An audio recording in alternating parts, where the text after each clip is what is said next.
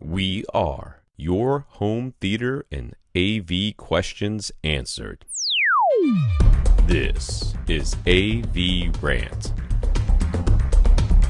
Want your home theater or AV question answered by Tom and Rob? Send it to question@avrant.com.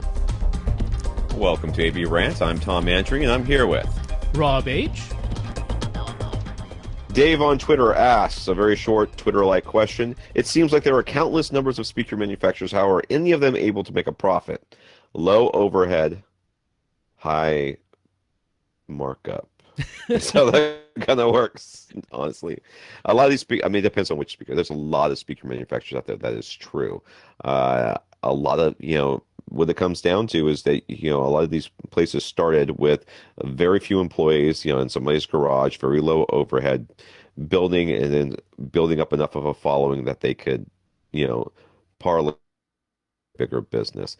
How are they able to make a profit? Well, I mean, it's all about markup, and I'm not saying that in a bad way. I know it sounds like I'm insulting them, but I'm not.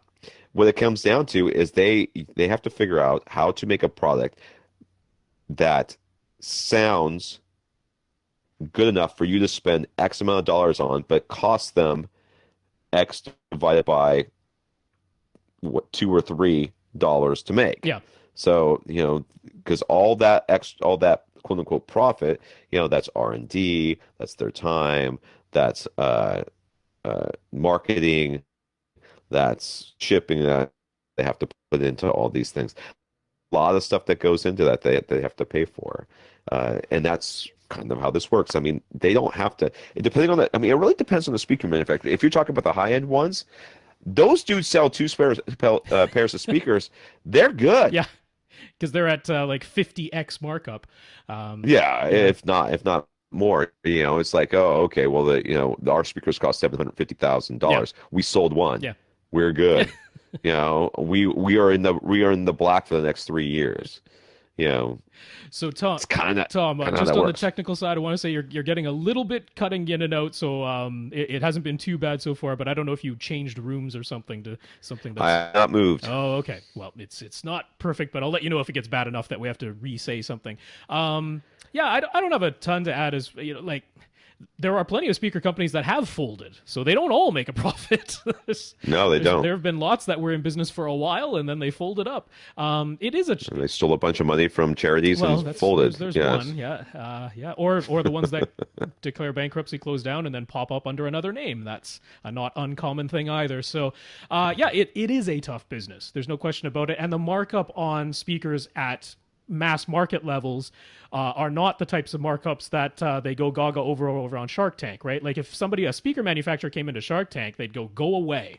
Your markup of 2x or 3x is not nearly enough to have an investor on board, which is why the smaller companies are all privately held. They aren't public companies. They don't have investors. So yeah, it is a real challenge. I completely get how you say, how do they stay in business? Well, you have to have a really good business plan. A company like SVS, AVRant, Ascend, they grunted it out.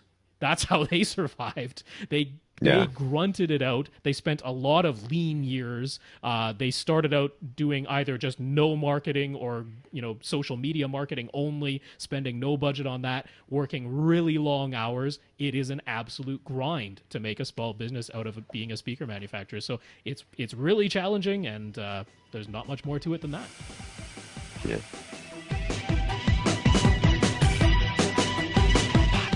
Want your question answered? Send it to question@avrant.com.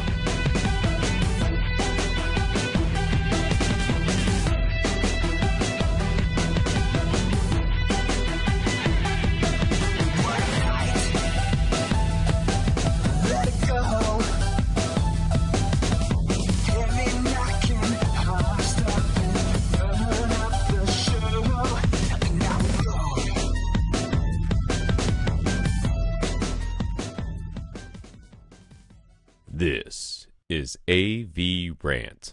Now go out and listen to something.